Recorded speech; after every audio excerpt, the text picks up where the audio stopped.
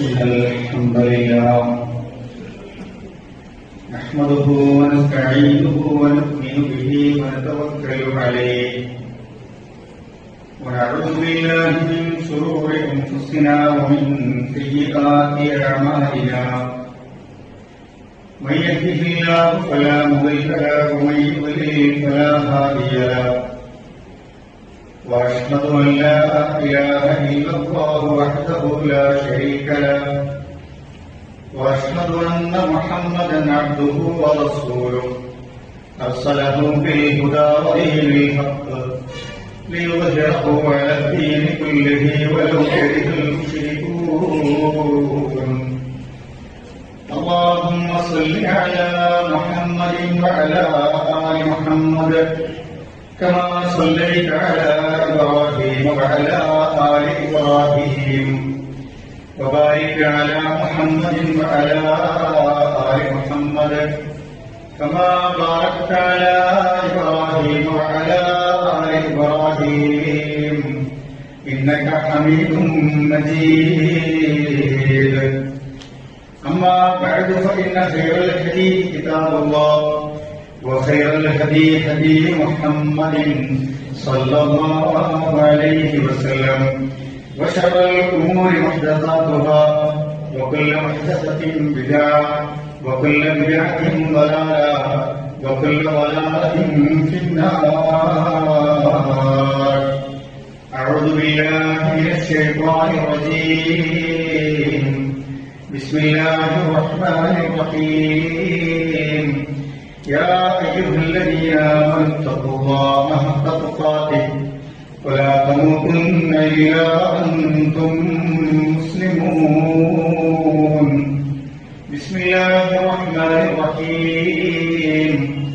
إنه من يشرك بالله فقد حرم الله عليه الجنة ومأواه النار وما للظالمين من أنصار. ബഹുമാന്യരായ മുഅ്മിനീങ്ങളെ, മുഅ്മിനാത്തുകളെ, അല്ലാഹു സുബ്ഹാനഹു വ തആലയുടെ നിയമങ്ങളും നിർദ്ദേശങ്ങളുമൊക്കെ നമ്മുടെ ജീവിതത്തിന്റെ ഓരോ സന്ദർഭങ്ങളിലും സൂക്ഷ്മത പാലിച്ച് തഖ്വയുള്ളവരായി ജീവിക്കണമേ എന്ന് എന്നോടും നിങ്ങളോടുമായി ഓർമ്മപ്പെടുത്തുകയാണ്, വസിയത്ത് ചെയ്യുകയാണ്. മുതലൊക്കെ അവിടെ ഗ്യാപ്പുണ്ട്. കുറച്ച് ആളുകൾ കയറിയിരുന്നാൽ ആളുകൾ ചാടിക്കിടന്ന് വരുന്നത് ഒഴിവാക്കാം. ചോറിന് അഡ്ജസ്റ്റ് ചെയ്തിരുന്നതൊക്കെ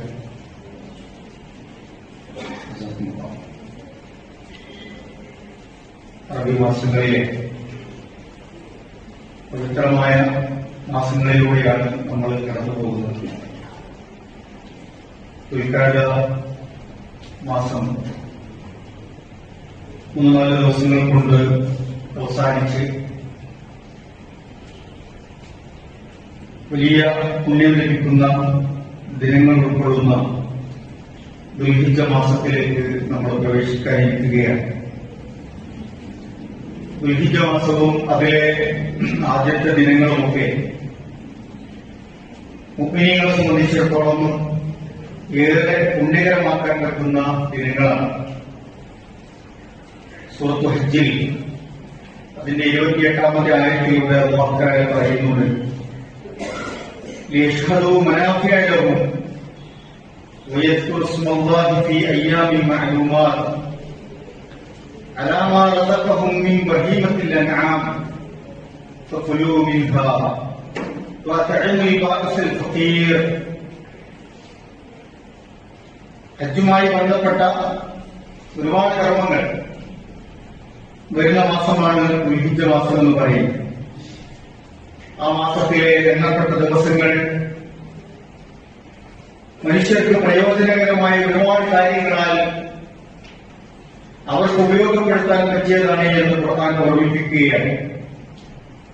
ആ എണ്ണപ്പെട്ട ദിവസങ്ങളിൽ അല്ലാഹു സുബ്ഹാനഹു വ തആലയുടെ നാമത്തിൽ ഉച്ചരിച്ചുകൊണ്ട് നിങ്ങൾ ബലിയെടുക്കുക, എന്നിട്ട് നിങ്ങൾ അതിൽ നിന്ന് ഭക്ഷിക്കുകയും ചെയ്യുക. പരവശനായ ദരിദ്രനായ ജനങ്ങളെ അതിൽ നിന്ന് നിങ്ങൾ ഭക്ഷിപ്പിക്കുകയും ചെയ്യുക. എന്ന് ഖുർആൻ ഓർമ്മിപ്പിക്കുന്നു. അയ്യാമി മഅലൂമാത്ത് എണ്ണപ്പെട്ട ഈ ദിനങ്ങൾ എന്ന് ഖുർആൻ ഇവിടെ വിശേഷിപ്പിച്ചത് അബ്ദുല്ലാഹി ഇബ്നു അബ്ബാസ് റഹിമഹുല്ലാഹി പോലെയുള്ള പ്രഗത്ഭരായ മുഫസ്സിറുകൾ അത് ദുൽഹിജ്ജ മാസത്തിലെ ആദ്യത്തെ ദിനങ്ങളാണ് എന്ന് രേഖപ്പെടുത്തിയിരുന്നു.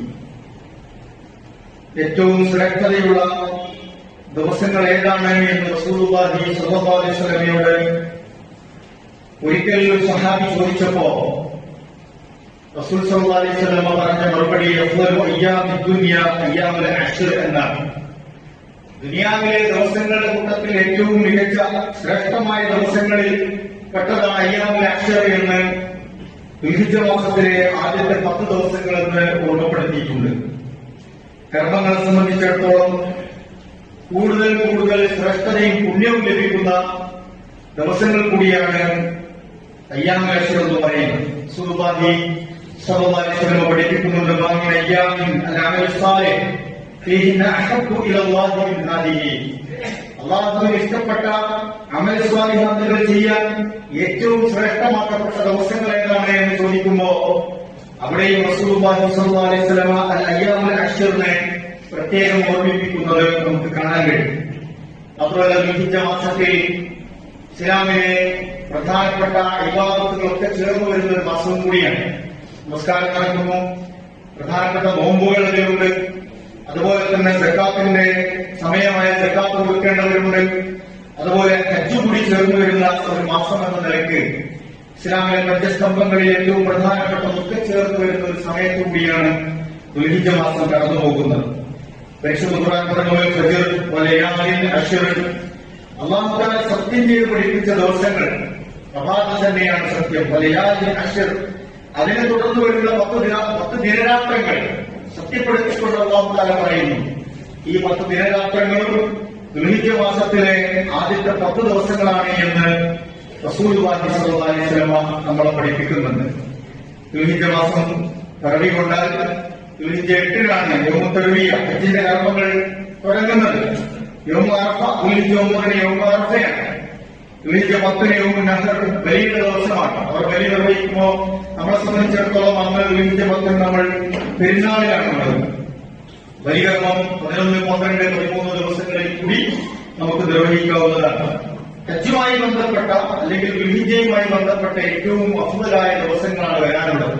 അതുകൊണ്ട് നമ്മുടെ ഇബാദത്തുകളിലും നമ്മുടെ ജീവിത ഇടപെടലുകളിലുമൊക്കെ നമ്മൾ കുറച്ചുകൂടി ഒരു ഈമാനിയത്ത്, കുറച്ചുകൂടി ഒരു ദീനിയായ കാര്യങ്ങളിലുള്ള സജീവത, അമൽ സ്വാലിഹാത്തുകളൊക്കെ വർദ്ധിപ്പിക്കാൻ ആവശ്യമായ കാര്യങ്ങൾ നിർവഹിക്കണം, ശ്രദ്ധിക്കണമെന്നാണ് ഓർമ്മപ്പെടുത്താനുള്ളത്. അല്ലാഹു നമ്മെ അനുഗ്രഹിക്കുമാറാവട്ടെ. ഹജ്ജുമായി ബന്ധപ്പെട്ടൊക്കെ നമ്മളേറെ സ്നേഹിക്കുന്ന ഒരു പ്രവാചകനാണ് മഹാനായ ഇബ്രാഹിം നബി അലൈഹിസ്സലാത്തു വസ്സലാമും ഇസ്മായിൽ അലൈഹിസ്സലാത്തു വസ്സലാമും അവിടുത്തെ കുടുംബങ്ങളുമൊക്കെ. ഇബ്രാഹിം നബി അലൈഹിസ്സലാത്തു വസ്സലാമിന്റെ ജീവിതത്തെ നിങ്ങൾ ജനങ്ങൾക്ക് പഠിപ്പിച്ചു കൊടുക്കണേ എന്ന് മുഹമ്മദ് മുസ്തഫ റസൂലുള്ളാഹി സ്വല്ലല്ലാഹു അലൈഹി വസല്ലമയോട് ഖുർആനിന്റെ കൽപ്പന കാണാൻ കഴിയും. വത്ലു അലൈഹിം നബഅ ഇബ്രാഹിം, ഇബ്രാഹിം നബി അലൈഹിസ്സലാത്തു വസ്സലാമിന്റെ ജീവിത വാർത്തകൾ, വൃത്താന്തങ്ങൾ പ്രവാചകരെ താങ്കൾ ഓതി കേൾപ്പിച്ചു കൊടുക്കുക എന്ന് പഠിപ്പിക്കുന്നതായി നമുക്ക് കാണാൻ കഴിയും. എന്താണ് ഇബ്രാഹിം നബി അലൈഹിസ്സലാത്തു വസ്സലാമിന്റെ ജീവിതത്തിൽ നിന്ന് നമുക്ക് പ്രധാനമായും മനസ്സിലാക്കാനുള്ളത്? മറ്റ് പ്രവാചകന്മാരുടെ കൂട്ടത്തിൽ നിന്ന് ഇബ്രാഹിം നബി അലൈഹിസ്സലാത്തു വസ്സലാം എങ്ങനെയാണ് വ്യതിരിക്തമാകുന്നത്? ഖലീലുല്ലാഹ്, അല്ലാഹുവിന്റെ ഇഷ്ടപ്പെട്ട കൂട്ടുകാരൻ എന്ന് വിശേഷിപ്പിക്കപ്പെടാൻ മാത്രം അല്ലാഹുവിനെ, അദ്ദേഹത്തെ ഇഷ്ടപ്പെടാനുള്ള കാരണങ്ങൾ എന്തായിരിക്കും? ഒന്ന്, അദ്ദേഹത്തിന്റെ പ്രബോധന പ്രവർത്തനങ്ങളാണ്, ആദർശപരമായ ഇടപെടലാണ്. അതുപോലെ തന്നെ കുടുംബത്തെ മൊത്തത്തിൽ ഇസ്ലാമികമായി വളർത്തി വലുതാക്കാൻ ആവശ്യമുള്ള ആദർശനിഷ്ഠ നൽകി എന്നതാണ്.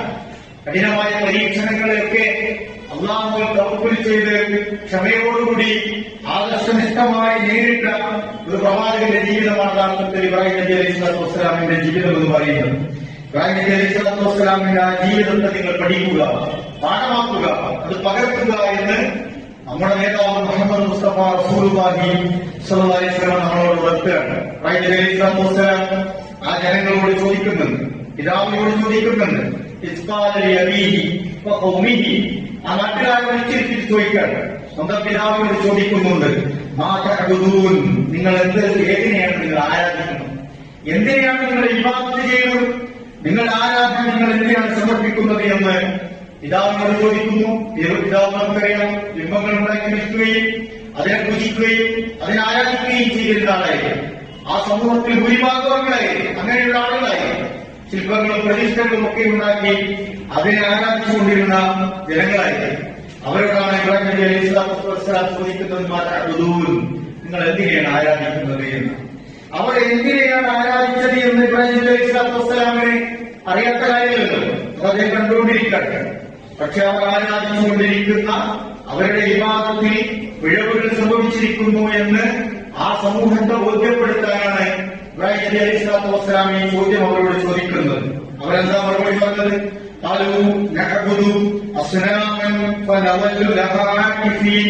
ഞങ്ങളിതാ ഈ സ്വനമുകളെ വിഗ്രഹങ്ങളെയാണ് ആരാധിച്ചുകൊണ്ടിരിക്കുന്നത്. മാത്രമല്ല അതിന്റെ മുമ്പിൽ ഞങ്ങൾ വചനമിരിക്കുന്നു, എത്തിക്കാത്തിരിക്കുന്നു, അതിന്റെ മുമ്പിൽ ഞങ്ങൾ വചനമാകുന്നു, അല്ലെങ്കിൽ നേർച്ചകൾ വഴിപാടുകളൊക്കെ സമർപ്പിച്ച് അതിനെ പൂജകൾ സമർപ്പിച്ച് ഞങ്ങൾ ആരാധിക്കുന്നു എന്ന് ഇബ്രാഹിം നബി അലൈഹി സ്വലാത്തു വസ്സലാമിനോട് അവരോട് പറയുകയാണ്. തിരിച്ച് ഇബ്രാഹിം നബി അലൈഹി സ്വലാത്തു വസ്സലാം അവരോട് ചോദിക്കുന്ന ഒരു ചോദ്യമുണ്ട്. ഖുർആൻ അത് വളരെ ഗൗരവത്തിൽ മാനവ സമുദായത്തിന്റെ സമൂഹത്തെ മനുഷ്യരെ ഒന്നടങ്കം പഠിപ്പിക്കാൻ പറയാണ് നബി സല്ലല്ലാഹു അലൈഹി വസല്ലമയോട്. എന്താണ് അദ്ദേഹം ചോദിക്കുന്ന ചോദ്യം? ഹൽ യസ്മഊനകും ഇത്തദഊന ഔ യൻഫഊനകും ഔ യദുറൂൻ. മൂന്ന് സുപ്രധാനമായ ചോദ്യങ്ങൾ അദ്ദേഹം ചോദിക്കുന്നുണ്ട്. ഒന്ന്, യസ്മഊനകും ഇത്തദഊൻ, നിങ്ങൾ ഈ വിളിച്ചു കേൾക്കുന്നത്, വിളിച്ചു പ്രാർത്ഥിക്കുന്നത്, ഈ ബിംബങ്ങൾ, ഈ വിഗ്രഹങ്ങൾ, അത് പലതും കേൾക്കുന്നുണ്ടോ? നിങ്ങൾ കേൾക്കാൻ കഴിയുമെന്ന്.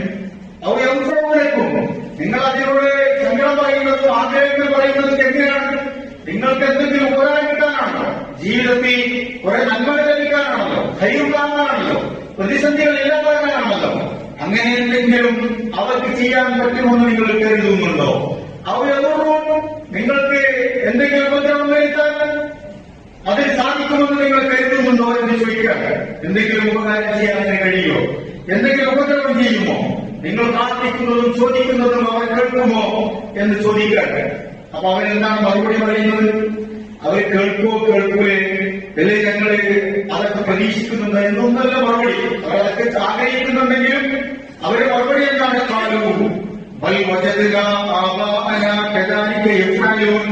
ഞങ്ങളുടെ വാപ്പാരി ചെയ്യണേ ഞങ്ങൾ കണ്ടിട്ടുണ്ട്, ഞങ്ങളുടെ വല്യപ്പമാർ ഇങ്ങനെയാണ് ചെയ്തത്, ഞങ്ങളുടെ പൂർവികർ ഇങ്ങനെയാണ് ചെയ്തത്, നമ്മുടെ മുൻഗാമികൾ ഇങ്ങനെ ചെയ്യുന്നത് ഞങ്ങൾ കണ്ടിരിക്കുന്നു, അതുകൊണ്ട് ഞങ്ങൾ അതുപോലെ തന്നെ ചെയ്തു വരികയാണ്.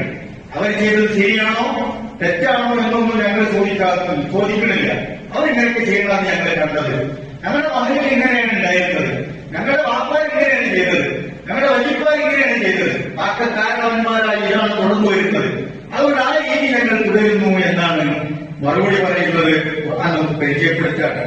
മുകളിൽ അദ്ദേഹത്തിന്റെ ചോദ്യം കേൾക്കുന്നുണ്ടോ, കാണുന്നുണ്ടോ, ഉപദ്രവം ചെയ്യുന്നുണ്ടോ, ഉപകാരം ചെയ്യാൻ കഴിയുമോ എന്നുള്ള ചോദ്യത്തിന് അവരുടെ ഉത്തരത്താണ് ഇല്ല എന്ന് തന്നെയാണ്.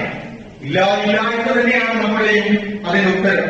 ഈ ചോദ്യങ്ങളിലൂടെ ഇബ്രാഹിം നബി അലൈഹി സ്വലാത്തു വസ്സലാം ആരാണ് ആരാധ്യനാകേണ്ടത്, ആരാണ് നമ്മുടെ ഇലാഹാകേണ്ടത്, ആരോടാണ് പ്രാർത്ഥിക്കേണ്ടത്, ആരോടാണ് സഹായാഭ്യർത്ഥന നടത്തേണ്ടത് എന്നതിനെ കുറിച്ചുള്ള കൃത്യമായ ഒരു ബോധം മനുഷ്യർക്ക് നൽകുന്നു എന്ന് നമുക്ക് കാണാൻ കഴിയും. പ്രാർത്ഥനകളും അപേക്ഷകളും ആഗ്രഹങ്ങളും സമർപ്പിക്കേണ്ടത് ആരിലേക്കാകണമെന്ന് ഇബ്രാഹിം നബി അലൈഹി സ്വലാത്തു വസ്സലാമിന്റെ ജീവിതത്തെ പഠിപ്പിച്ചുകൊണ്ട് മുഹമ്മദ് മുസ്തഫ റസൂലുള്ളാഹി സ്വല്ലല്ലാഹു അലൈഹി വസല്ലം നമുക്ക് പകർന്നു നൽകുകയാണ്. ഇബ്രാഹിം നബി അലൈഹി സ്വലാത്തു വസ്സലാമിനോട് ചോദിക്കേണ്ട ആരാധനകളുടെ ദൈവം, നീ പറയുന്ന ദൈവം ആരാണ്, നീ ആരാധിക്കണമെന്ന് പറയുന്ന ഇലാഹാരാണ്, നീ അത് പറഞ്ഞുകൊണ്ടാണ് എന്ന് പറയുന്നു. അദ്ദേഹം പറഞ്ഞു കൊടുക്കുന്നുണ്ട് ആരാധനയില്ലാത്ത അല്ലതീ ഖലഖനി ഫഹുവ യഹ്ദി, എന്നെ സൃഷ്ടിക്കാൻ കഴിയുന്നതാകണം ദൈവം, അല്ലാഹു എന്നാണ്. സൃഷ്ടിക്കാൻ കഴിയുന്നതാകണം ദൈവം എന്നതാണ്. നമ്മൾ പ്രാർത്ഥിക്കുന്നത്, നമ്മൾ ആരാധിക്കുന്നത്, നമ്മൾ വിളിച്ച് സഹായം തരുന്നത്, നമ്മൾ സുജൂദിൽ വീഴുന്നത്, അങ്ങനെ നമ്മൾ പ്രതിസന്ധികളിലും പ്രയാസങ്ങളിലും ഉണ്ടാകുമ്പോൾ നമ്മൾ കൈവെക്കുന്നത്, രക്ഷ പ്രതീക്ഷിക്കുന്നത് അത് ആരോടാകണം? ഒരു സൃഷ്ടാവിനോടാകണം എന്നതാണ്. എന്നെ സൃഷ്ടിച്ചവനാണ് എന്റെ റബ്ബ്. മാത്രമല്ല എന്നെ സൃഷ്ടിക്കുക മാത്രമല്ല, എനിക്കെങ്ങനെയാണ് ജീവിതത്തിൽ വിജയിക്കാനുള്ള എല്ലാ മാർഗങ്ങളും എന്റെ മുമ്പിൽ പഠിപ്പിച്ചു തന്നവരാണ് റബ്ബ് എന്ന് ഇബ്രാഹിം നബി അലൈഹി സ്വലാത്തു വസ്സലാം അവരോട് പറയാണ്. ഖാലിഖാവുക എന്നത് പ്രധാനമാണ്.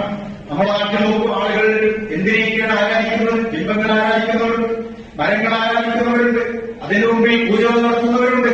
അതുപോലെ തന്നെ പ്രകൃതിയിലെ സൃഷ്ടിജാലങ്ങളെ, സൂര്യനെ, ചന്ദ്രനെ, ആകാശങ്ങളെ, ഇടി, മഴ, മിന്നൽ തുടങ്ങിയ പ്രതിഭാസങ്ങളെയൊക്കെ ആരാധിക്കുന്നവരുണ്ട്. മലക്കുകളെയും ജിന്നുകളെയും ശൈത്താനെയും ഒക്കെ പൂജിക്കുകയും ആരാധിക്കുകയൊക്കെ ചെയ്യുന്നവരുണ്ട്. മരിച്ചുപോയ മണ്ണടഞ്ഞുപോയ ആളുകളെ ആരാധിക്കുകയും പ്രാർത്ഥിക്കുകയും ചെയ്യുന്ന ആളുകളുണ്ട്. സമാധിയായ ആളുകളുടെ മുമ്പിൽ പൂജിക്കുകയും അവരോട് പ്രാർത്ഥിക്കുകയും ആരാധിക്കുകയും പൂജ അർപ്പിക്കുകയും ചെയ്യുന്ന ആളുകളുണ്ട്.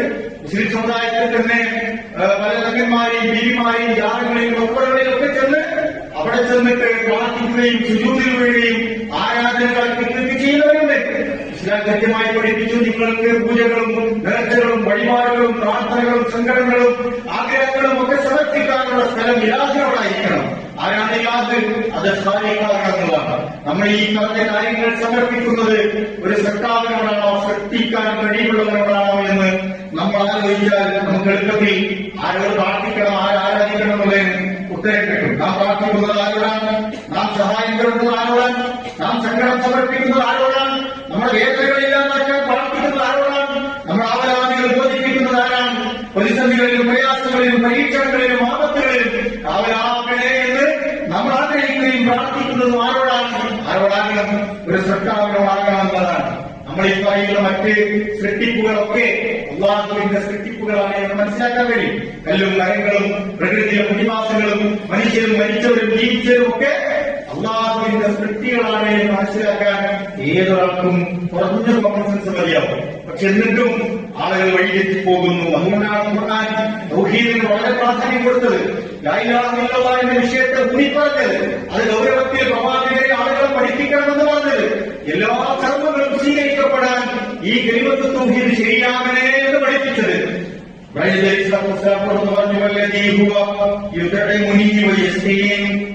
നിങ്ങൾക്ക് ആഹാരം നൽകുന്നതാരാണ്? റിസ്ക് നൽകുന്നതാരാണ്? മഴ വർഷിക്കുന്നതാരാണ്? ഭൂമിയിൽ നിന്ന് സസ്യങ്ങൾ ഉറപ്പിക്കുന്നതാരാണ്? അതിൽ നിന്ന് കായികനികൾ ഉണ്ടാക്കുന്നതാരാണ്? അത് കഴിക്കാൻ പാകത്തിൽ ആക്കിക്കുന്നതാരാണ്? ഭൂമിയിലെ വിഭവങ്ങൾ ഒരുക്കുന്നതാരാണ്? അതാണ് നിങ്ങളുടെ റബ്ബ് എന്ന് ഓർമ്മപ്പെടുത്തുകയാണ് ഇബ്രാഹിം നബി അലൈഹി സ്വലാത്തു വസ്സലാം. ഞാൻ നേരത്തെ പറഞ്ഞ ഈ ശക്തികളും വ്യക്തികളും ഒക്കെ ഈ പറഞ്ഞ രീതിയിൽ നമുക്ക് ആഹാരം നൽകുന്നുണ്ടോ? വിശുദ്ധ നൽകുന്നുണ്ടോ? കുടിനീർ നൽകുന്നുണ്ടോ? നമ്മൾ ആലോചിച്ച് നോക്കുക. എവിടെ നിന്നാണ് നമുക്ക് പ്രിയപ്പെട്ട ഇതൊക്കെ കിട്ടുന്നത്? ആ കേന്ദ്രമാകാത്തിൽ ദൈവത്തിന് ദൈവമാകാൻ അർഹതയുള്ളത് എന്നാണ്. എന്നാണ് എന്നെ മരിപ്പിക്കുകയും മരണാനന്തരം എന്നെ വീണ്ടും പുനർജീവിപ്പിക്കുകയും ചെയ്യുന്നത് ആരാണോ അതാണ് ദൈവം. അല്ലാഹു ഇലാഹ് എന്ന് ഓർമ്മിപ്പിക്കുകയാണ്. ഈ പറഞ്ഞ ശക്തികളും വ്യക്തികൾക്കുമൊക്കെ ആളുകൾ മരിപ്പിക്കാൻ കഴിയുമോ? മരിച്ചവരെ പുനരുജ്ജീവിപ്പിക്കാൻ കഴിയുമോ? മരണാനന്തര ലോകത്ത് എന്തെങ്കിലും ചെയ്യാൻ കഴിയുമോ എന്ന് നമുക്ക് ആലോചിച്ചാൽ ആരോടാണ് നമ്മൾ പ്രാർത്ഥിക്കേണ്ടത്, ആരെയാണ് നമ്മൾ ആരാധിക്കേണ്ടത് എന്ന് കൃത്യമായ ഉത്തരം കിട്ടും. ഒന്നുകൂടി ഇബ്രാഹിം നബി അലൈഹി സ്വലാത്തു വസ്സലാം ആ ജനങ്ങൾക്ക് പറഞ്ഞു കൊടുത്തു, വല്ലദീ അത്മഅ ഫിറലി സബീലതി ഉമ്മതി, ആരാലും രക്ഷിക്കാൻ കഴിയാത്ത വിചാരണ നാളിൽ പ്രതിഫലം നൽകപ്പെടുന്ന ദിവസത്തിൽ എന്റെ ജീവിതത്തിൽ സംഭവിച്ചു പോയ പോരായ്മകൾ എനിക്ക് പുറത്തു തരാൻ കഴിയുന്നവൻ, പുറത്തു തരണമെന്ന് ഞാൻ ആഗ്രഹിക്കുന്ന ഒരു ദൈവം, ഒരു പടച്ചവൻ, അതിന് ആഗ്രഹിക്കപ്പെടാൻ അതിന് കഴിവുള്ളവരാകണം. മാലിന്യവുമിന്റെ പ്രതിഫല നാളിന്റെ ഉടമസ്ഥൻ ആരാണോ അതാണ് അല്ലാഹു. ദൈവം പ്രാർത്ഥിക്കാനാണ്, സഹായഘട്ടത്തിനാണ്, സങ്കടങ്ങൾ സമർപ്പിക്കാനാണ്, ആപത്തുകളിൽ നിന്ന് രക്ഷിക്കാൻ കഴിയുന്നവൻ, നമ്മുടെ ആഗ്രഹങ്ങൾ സഫലീകരിക്കാൻ കഴിയുന്നവൻ. അതിലേക്ക് നിങ്ങൾ നിങ്ങളുടെ പ്രാർത്ഥനകളും നിർത്തകളും വഴിപാടുകളും എല്ലാം സമർപ്പിക്കൂ എന്ന് ഇബ്രാഹിം നബി അലൈഹി സ്വലാത്തു വസ്സലാം ആ സമൂഹത്തെ പഠിപ്പിക്കുകയാണ്. അല്ലാത്തവർ ആരാധനയ്ക്ക് അർഹരല്ല എന്ന് പഠിപ്പിക്കുകയാണ്. ആരാണ് അല്ലാഹു ആകാൻ അർഹതയുള്ളത്? ഒന്നുകിൽ സാലിക്കാകണം, റാസിക്കാകണം, ക്രിസ്തുവരുന്നവരാണ്, മാലിക്കാകണം, സർവ്വതിന്റെയും ഉടമസ്ഥാകണം, ഹാജിറാകണം, നമ്മൾ ചോദിക്കുന്നത് ചെയ്യാൻ കഴിയുന്നവരാണ്. ന്യൂനതകളും അതുപോലെ തന്നെ വൈകല്യങ്ങളും അതുപോലെ തന്നെ രോഗങ്ങളും അതുപോലെ തന്നെ പ്രയാസങ്ങളും ഒക്കെയുള്ള ഒരു ദുർഗല്ലാതെ പറഞ്ഞ ദൈവം പറയും. നമ്മൾ ചോദിക്കുന്നത് എന്തും നൽകാൻ കഴിയുന്നവരാണ്, എന്തിനും പരിഹാരം കഴിയുന്നവരാണ്. അല്ലാത്തതൊന്നും ദൈവമാകാൻ കൊള്ളില്ല എന്ന് പരിശുദ്ധ ഖുർആൻ കൃത്യമായി പഠിപ്പിക്കുകയാണ്. അങ്ങനെ നിങ്ങൾ ഇതൊക്കെ മനസ്സിലാക്കിയിട്ടും നിങ്ങൾ മറ്റ് കേന്ദ്രങ്ങളിലേക്ക്, വ്യക്തികളിലേക്ക്, ശക്തികളിലേക്ക്, പ്രതിഭാസങ്ങളിലേക്ക് നിങ്ങൾ പോകുന്നുവെങ്കിൽ അതിന്റെ പേരാണ് ശിർക്ക് എന്ന് പറയുന്നത്. ഖുർആൻ കൃത്യമായിട്ട് പറഞ്ഞു തന്നിട്ടുണ്ട്. അതാണ് ശിർക്ക് എന്ന് പറയുന്നത്. മരിച്ചവരോട് നിങ്ങൾ പ്രാർത്ഥിക്കുന്നുണ്ടോ? ശിർക്കാണ്. മരത്തിനോട് നിങ്ങൾ പ്രാർത്ഥിക്കുന്നുണ്ടോ? ശിർക്കാണ്. ജീവിച്ചിരിക്കുന്നവരോട് നിങ്ങൾ പ്രാർത്ഥിക്കുന്നുണ്ടോ? ശിർക്കാണ്. ഈ ഭൂമിയിലെ ഏതെങ്കിലും ഭൂമിയോട്, ആകാശങ്ങളോട്, നക്ഷത്രങ്ങളോട്, സൂര്യനോട്, ചന്ദ്രനോട്, മലക്കുകളോട്, ജിന്നുകളോട്, മനുഷ്യരോട്, ഇങ്ങനെയുള്ള സൃഷ്ടികളോട് നിങ്ങൾ ആരാധിക്കുകയും പ്രാർത്ഥിക്കുകയും ചെയ്യുന്നുണ്ടോ? ശിർക്കാണ്. ഇത് കൃത്യമായി ഖുർആൻ നമ്മളെ പഠിപ്പിക്കുകയാണ്. ആ ശിർക്കിനെ പറ്റിയാണ് ഖുർആൻ പറഞ്ഞത്. ലാ തുശ്രികു ബില്ലാഹ് ഇന്ന ശിർക ലദുൽമുൻ അദീം. നിങ്ങൾ ശിർക്ക് ചെയ്യരുത്. ശിർക്ക് എന്ന് പറയുന്നത് ഏറ്റവും ഗൗരവമുള്ള തിന്മയാണ്.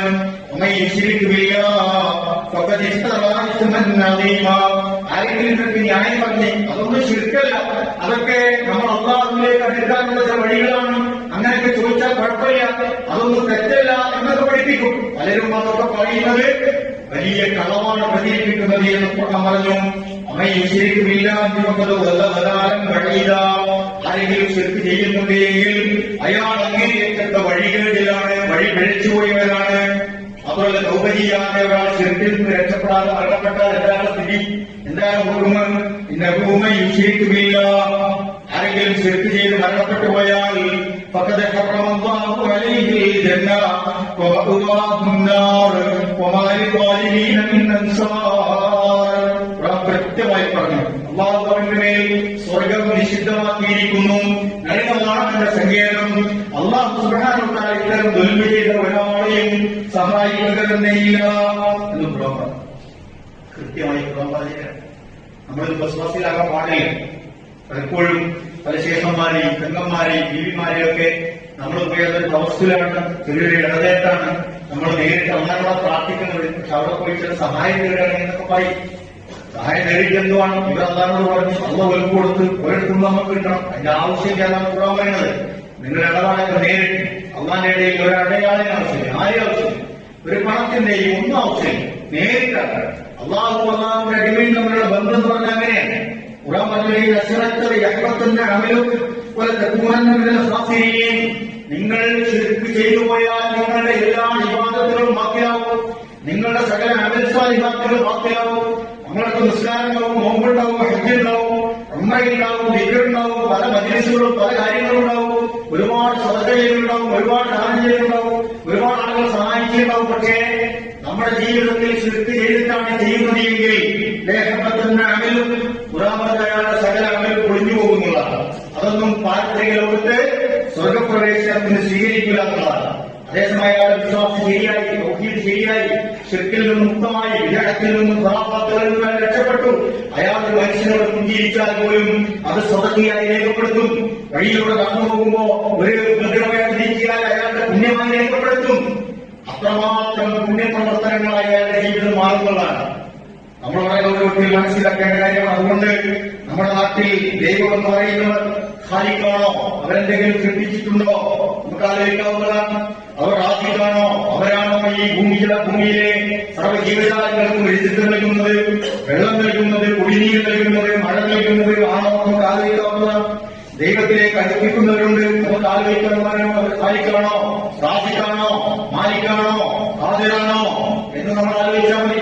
എല്ലാ ശക്തികളും വ്യക്തികളെയും നമ്മൾ എടുത്താലോചിച്ചാൽ ഇത്തരത്തിലുള്ള കഴിവുകളുള്ളവരാണോ എങ്കിൽ മാത്രമേ ദൈവത്തിന്റെ ഒരു അവകാശം അർഹതയുള്ളൂ എന്ന് പ്രിയപ്പെട്ടവർ നമ്മൾ മനസ്സിലാക്കി. എല്ലാവർക്കും വ്യാജമാണ്, എല്ലാവർക്കൊക്കെ വഴിതെറ്റിയ മാർഗങ്ങളാണ്, ഹിദായത്തിന്റെ മാർഗത്തിൽ നിന്ന് തെറ്റിപ്പോയ കാര്യങ്ങളാണ്. അതുകൊണ്ട് ഖാലിഖാകണം, റാസിഖാകണം എന്നത് മനസ്സിലാക്കുക. മരണശേഷം നമ്മളെ പുനരുജ്ജീവിപ്പിക്കാൻ കഴിവുള്ളവരാണ് മനസ്സിലാക്കുക. പ്രതിഫലനാളിൽ നമുക്ക് പുറത്തുനിന്ന് നമ്മുടെ സ്വർഗത്തിലേക്ക് പ്രവേശിപ്പിക്കാനും നരകത്തിൽ നിന്ന് രക്ഷപ്പെടുത്താനും കഴിവുള്ളവരാണ് അല്ലാഹ് എന്ന് പറയുന്നത്. എല്ലാവർക്കും നമ്മുടെ ഇബാദത്തിന്, ദുആക്ക്, നമ്മുടെ സഹായഘട്ടത്തിന് അർഹതയില്ല എന്ന് പ്രിയപ്പെട്ടവരെ നമ്മൾ മനസ്സിലാക്കുക. ഇത് നമ്മുടെ അശ്ലീലായ കാര്യം. ഇത് ശരിയായാലേ ബാക്കിയൊക്കെ സ്വീകരിക്കപ്പെടുള്ളൂ എന്നുള്ളത് കൊണ്ടാണ്. നമ്മൾക്ക് ഇപ്പൊ അല്ലാഹുവിന്റെ സൗഭാഗ്യം, ഈ ഹിദായത്ത്, ഈ തൗഹീദ് മനസ്സിലാക്കാൻ സാധിച്ചവരുണ്ടാവും. പക്ഷെ നമ്മളെവിടെ ജീവിക്കുന്നവരുണ്ടാവും, നമ്മുടെ കുടുംബങ്ങളുണ്ടാവും, നമ്മുടെ സുഹൃത്തുക്കളുണ്ടാവും, നമ്മുടെ കൂടെ ജോലി ചെയ്യുന്നവരുണ്ടാവും, നമ്മുടെ നാട്ടിൽ ജീവിക്കുന്നവരുണ്ടാവും. അവർക്കൊക്കെ ഇത് കൃത്യമായി പഠിപ്പിച്ചു കൊടുക്കാനുള്ള ബാധ്യത, ദഅവത്ത് നടത്താൻ ഉത്തരവാദിത്തപ്പെട്ട ആളുകളാണ് നമ്മളൊക്കെ. അത് അത് നമ്മൾ നിർവഹിക്കുകയും വേണം. അള്ളാഹു നമ്മെ അനുഗ്രഹിക്കുമാറാവട്ടെ.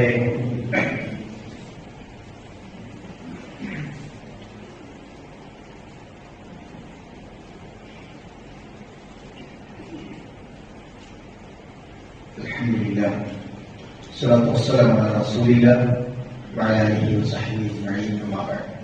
അല്ലാഹുവെ സൂക്ഷിച്ച് ജീവിക്കണമേ എന്ന് എന്നോടും നിങ്ങളോടുമായി ഓർമ്മപ്പെടുത്തുകയാണ്, വസിയത്ത് ചെയ്യുകയാണ്. ദുൽഹിജ്ജ മാസത്തിൽ അതിന്റെ ആദ്യ ദിവസങ്ങളിൽ പ്രത്യേകിച്ച് നമ്മുടെ ജീവിതം കൂടുതൽ പുണ്യമുള്ളതാക്കാൻ നമ്മൾ പരിശ്രമിക്കണം.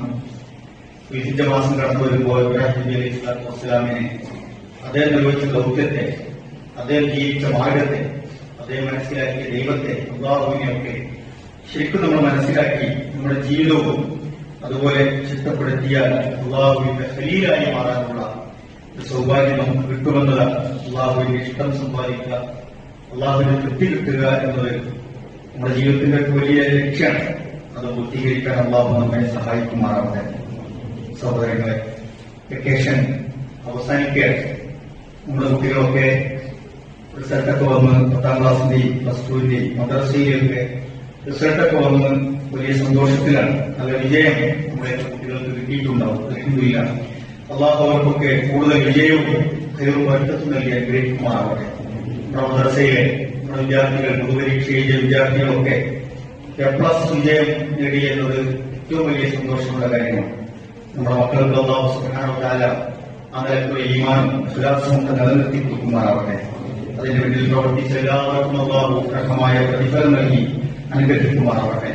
മദ്രസ നമ്മുടെ അഡ്മിഷൻ കാര്യങ്ങളൊക്കെ ആരംഭിക്കുകയായി. നമ്മുടെ കുട്ടികളെയൊക്കെ മതവിദ്യാഭ്യാസം, അതുപോലെ തന്നെ ഭൗതിക വിദ്യാഭ്യാസം, നല്ല വിദ്യാഭ്യാസം, ദീൻ നഷ്ടപ്പെടാത്ത വിദ്യാഭ്യാസമൊക്കെ നൽകാനുള്ള ഒരു ബാധ്യത രക്ഷിതാക്കൾക്കുണ്ട്.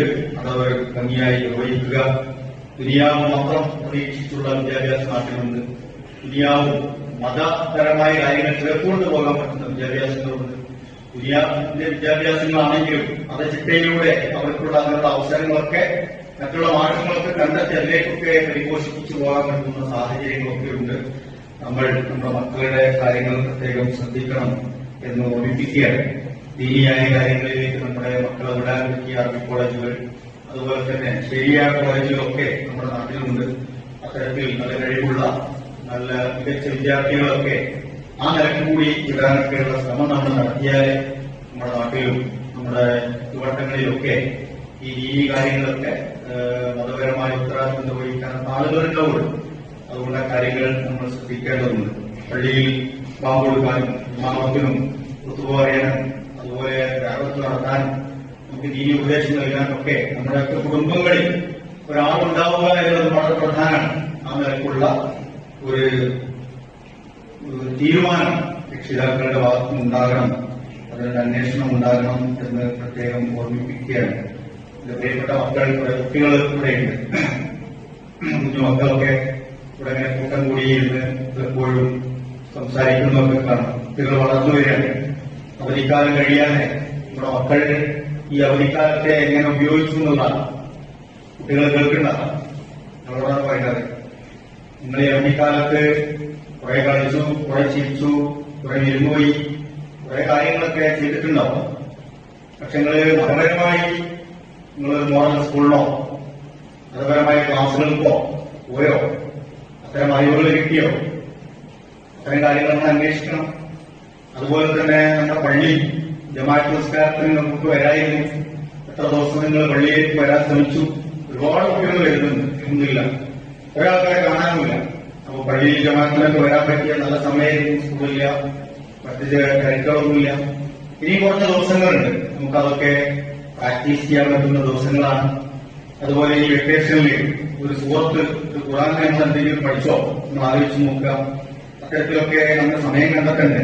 നമ്മുടെ കുടുംബങ്ങളിലൊക്കെ വിരുന്നു പോകും, കുടുംബങ്ങളെ ബന്ധങ്ങളൊക്കെ നമ്മൾ മനസ്സിലാക്കും.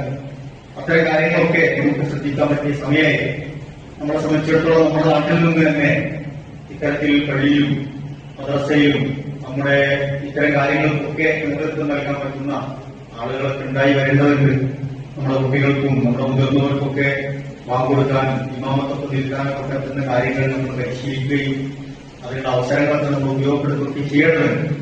ഈ വെക്കേഷൻ തീരുന്നതിന് മുമ്പ് നമ്മൾ അത്തരം ദീനീ കാര്യങ്ങളിലേക്കൊക്കെ കടന്നു ചെല്ലാനുള്ള ചില തീരുമാനങ്ങൾ മക്കളും രക്ഷിതാക്കളും ഒക്കെ ചേർന്നെടുക്കുക.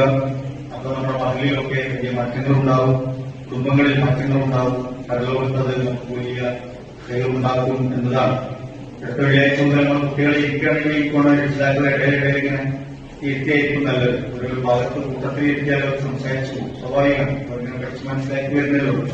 നമ്മുടെ മക്കൾ അടുത്ത ആഴ്ച ഇരിക്കുമ്പോൾ ഇങ്ങനെ എല്ലാവരും ഇടയിലിടയിൽ ഇങ്ങനെ ഇരുന്നാൽ മതി. നല്ല ആരോഗ്യമുള്ള ആൾക്കാരല്ലേ, ചാരി ഇരിക്കാൻ നമുക്ക് പ്രായമുള്ള ആൾക്കാരൊക്കെ ഉള്ള സ്ഥലമാണ് അതൊക്കെ. നമ്മുടെ കുട്ടികൾ അടുത്ത ആഴ്ച മുതൽ അങ്ങനെ ഇരുന്ന് ശീലിക്കുക. അള്ളാഹു അനുഗ്രഹിക്കുമാറാവട്ടെ. നമ്മുടെ മക്കൾക്ക് വളർന്നു വരുന്ന എല്ലാവർക്കും അള്ളാഹു സുബ്ഹാനഹു വ തആല എല്ലാ നിലക്കുമുള്ള കഴിവും മറ്റത്തും നൽകി അനുഗ്രഹിക്കുമാറാവട്ടെ. അവരുടെയൊക്കെ നല്ല ഉദ്ദേശങ്ങൾ, രക്ഷിതാക്കളുടെ നല്ല ഉദ്ദേശങ്ങൾ അള്ളാഹു സുബ്ഹാനഹു വ തആല സഫലമാക്കി അനുഗ്രഹിക്കുമാറാവട്ടെ. നമ്മളിൽ നിന്ന് വന്നുപോയ ചെറുതും വലുതുമായ എല്ലാ തെറ്റുകുറ്റങ്ങളും പോരായ്മകളും അള്ളാഹു സുബ്ഹാനഹു വ തആല അവന്റെ മഹത്തായ പകലുകൊണ്ട് വിട്ടുപുറത്ത് മാപ്പാക്കി അനുഗ്രഹിക്കുമാറാവട്ടെ. നമ്മളിൽ നിന്ന് മരണപ്പെട്ടുപോയ നമ്മുടെ മാതാപിതാക്കൾ, ബന്ധുമിത്രാദികൾ, നമ്മുടെ സഹോദരങ്ങൾ, നമ്മുടെ ഇണകൾ, നമ്മുടെ പ്രിയപ്പെട്ടവർ, നമ്മുടെ ഉമ്മറാക്കൾ, ഉലമാക്കൾ, നമ്മുടെ ജനാഥന്മാർ, നമ്മുടെ മഹലിൽ നിന്നും നമുക്ക് മരണപ്പെട്ടുപോയ പ്രിയപ്പെട്ടവർ അല്ലാഹുവേ, എല്ലാവർക്കും നീ മഗ്ഫിറത്തും റഹ്മത്തും നൽകി അനുഗ്രഹിക്കാൻ റഹ്മാനെ. അവരുടെ ഖബർജീവിതം നീ വെളിച്ചവും വിശാലവുമാക്കി കൊടുക്കാൻ റഹ്മാനെ. അല്ലാഹുവേ, നാളെ നിന്റെ ജന്നാത്തുൽ ഫിർദൗസിൽ അവരെയും ഞങ്ങളെയും ഞങ്ങളുടെ കുടുംബാംഗങ്ങളോട് ഒന്നിച്ച് നീ ഒരുമിച്ച് കൂട്ടി അനുഗ്രഹിക്കാൻ റഹ്മാനെ.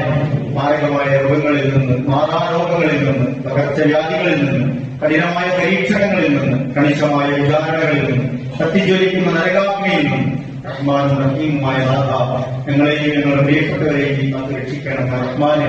അല്ലാഹുവേ, മാനസികമായി വിഷമിക്കുന്നവരുണ്ട്, ശാരീരികമായി പ്രയാസപ്പെടുന്നവരുണ്ട്, സാമ്പത്തികമായി സങ്കടം പറയുന്നവരുണ്ട്. അല്ലാഹുവേ, എല്ലാവരുടെയും നല്ല ഉദ്ദേശങ്ങൾ നീ സഫലമാക്കി കൊടുക്കണം റഹ്മാനെ.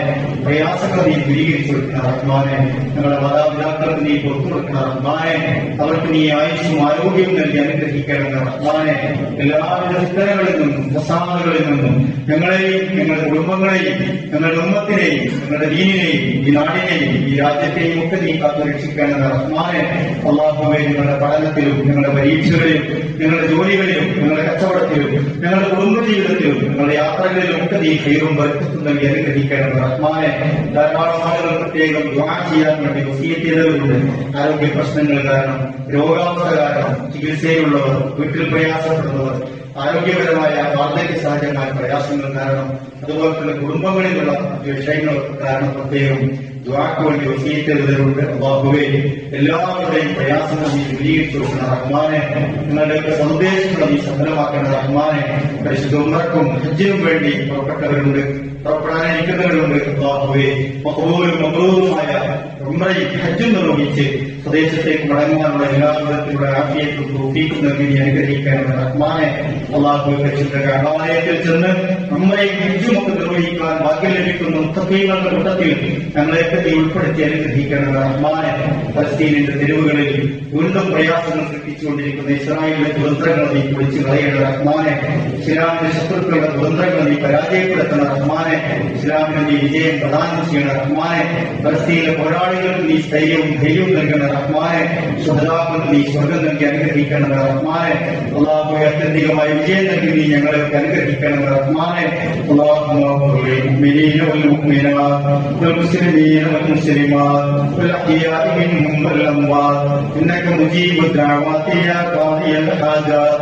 اللهم أجرنا من النار، اللهم أجرنا من النار، اللهم أجرنا وأجر والدينا من النار.